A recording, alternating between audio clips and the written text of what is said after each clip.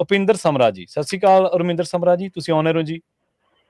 ਸਤਿ ਸ੍ਰੀ ਅਕਾਲ ਜੀ। ਆਪਣੇ ਮੈਂ ਤਾਂ ਇਹੀ ਗੱਲ ਕਹਿਣੀ ਜੀ, ਲਾਸਟ ਵੀਕ ਦੇ ਵਿੱਚ ਨਾ ਆਪਣੇ ਟੈਕਸਸ ਦੇ ਵਿੱਚ ਬਹੁਤ ਜ਼ਿਆਦਾ ਬੰਦੇ ਡਿਟੇਨ ਕੀਤੇ ਆ, ਤੇ ਕੱਲ ਪਰਸੋਂ ਦੀ ਲੋਰੀਡੋ ਦੇ ਵਿੱਚ ਵੀ ਕੀਤੇ ਆ। ਠੀਕ ਹੈ ਜੀ।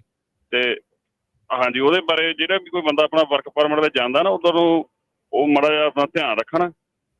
ਤੇ ਇਹੀ ਗੱਲ ਤੇ ਇੱਕੋ ਗੱਲ ਹੋਈ ਜਿਹੜੀ ਪਹਿਲਾਂ ਭਾਜੀ ਨੇ ਕਹੀ ਵੀ ਜਦੋਂ ਇੱਕ ਮਸਲੇ ਤੇ ਗੱਲ ਹੁੰਦੀ ਆ ਨਾ, ਇੱਕੋ ਬੰਦਾ ਨਿਬੇੜ ਦਿਆ ਕਰੋ। ਉਹ ਸਾਰੀਆਂ ਗੱਲਾਂ ਪਿਛਲੀ ਵਾਰ ਉਹ ਹਾਂਜੀ ਸਹੀ 에ਅਰ ਵਾਲੇ ਕੰਮ ਤੇ ਨਿਕਲ ਗਈ ਆਪਣੀ ਸਾਰੀ।